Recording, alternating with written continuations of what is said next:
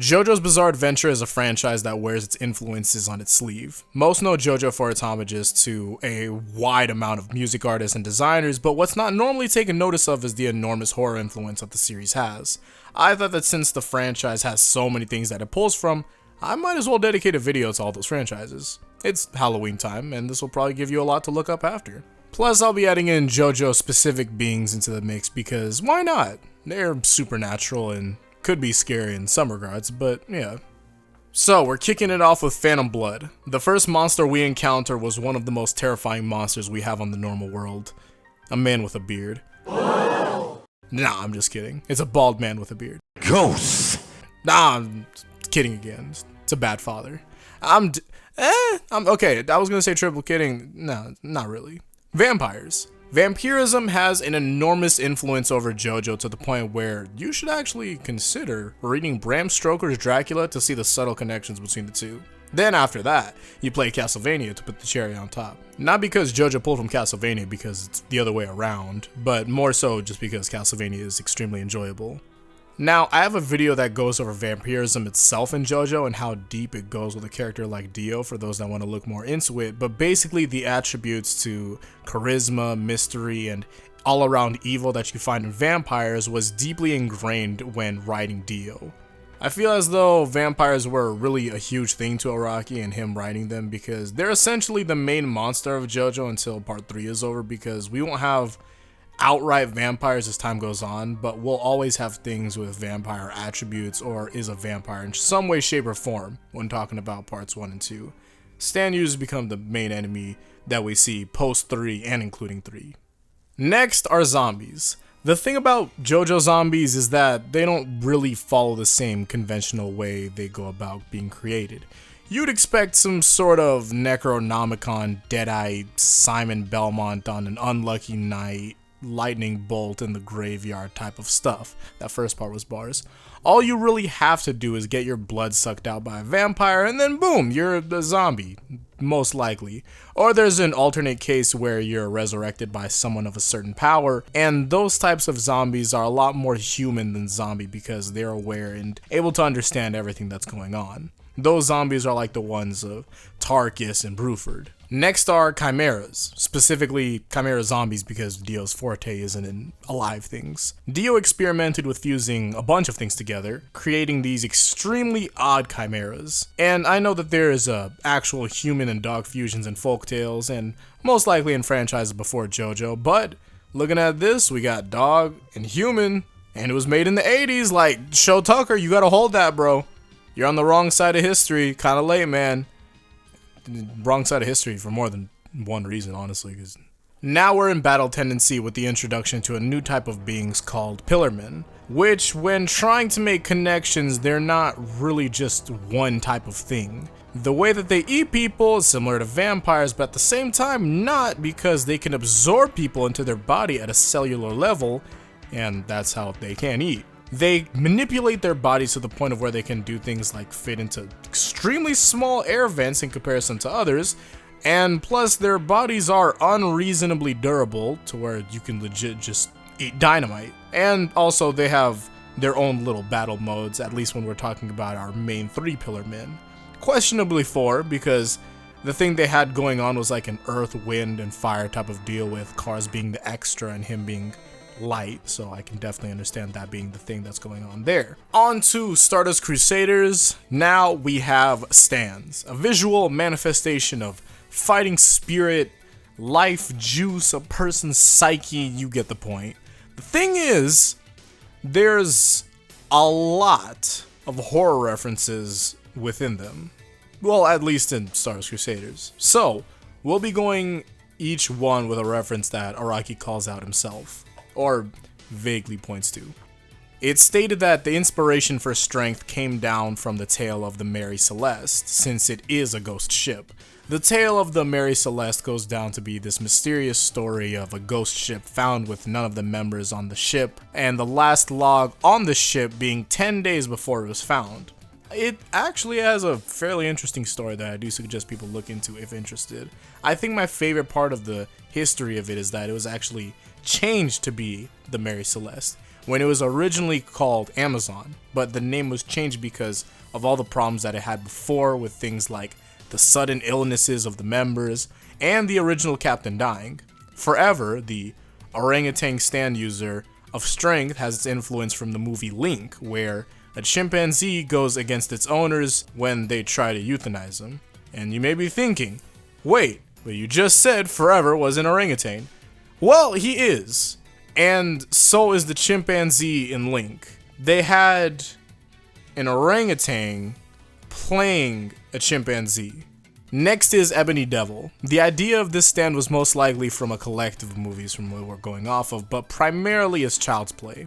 I can definitely see the influence of Child's Play. With an ability like hatred amplification, I'd say that makes sense. If you do see the lengths that Chucky goes in the franchise, it looks like it's just sheer motivation of hatred.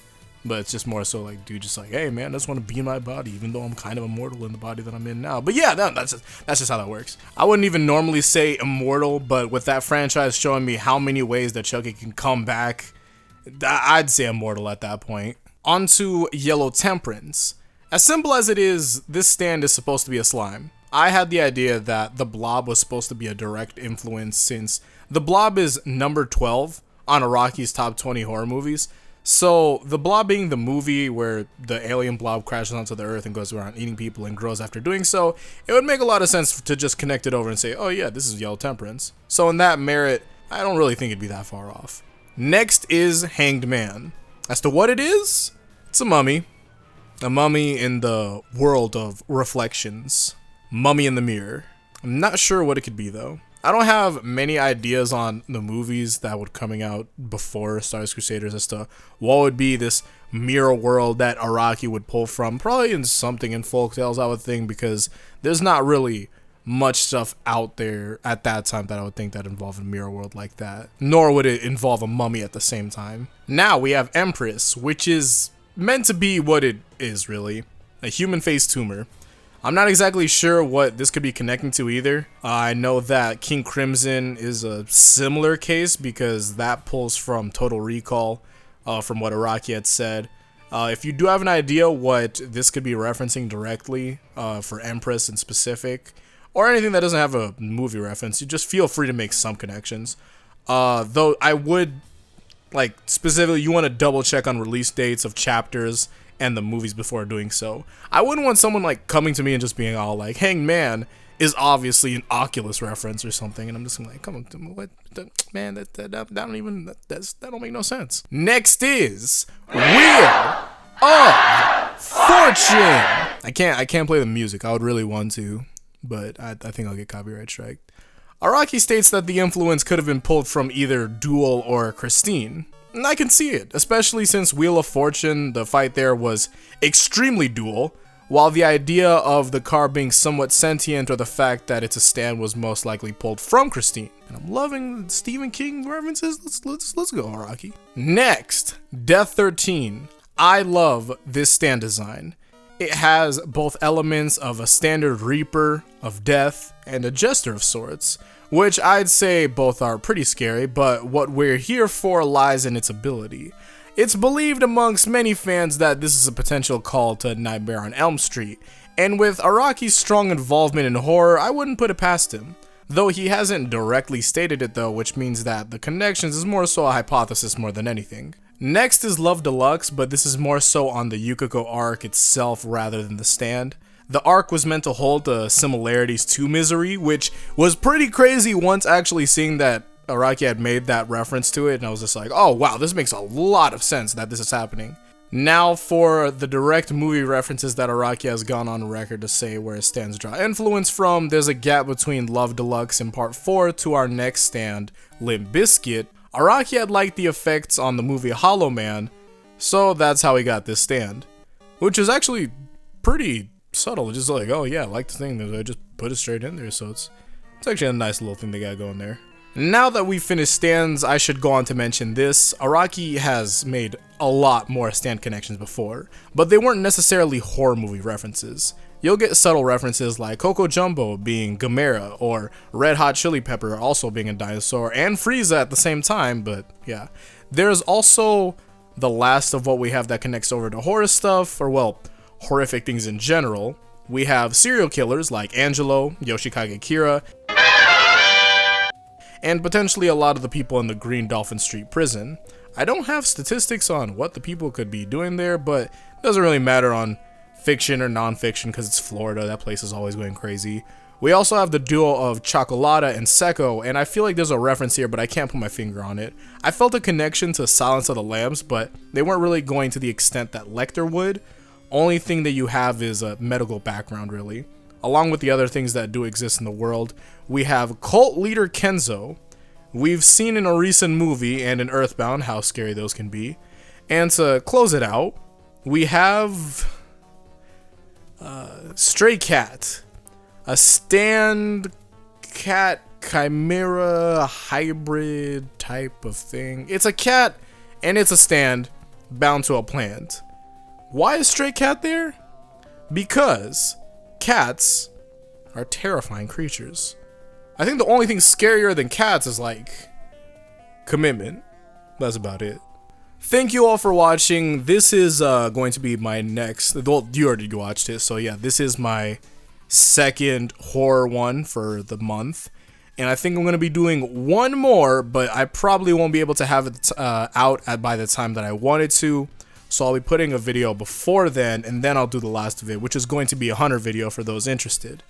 I've actually had a great time just looking at horror stuff in general.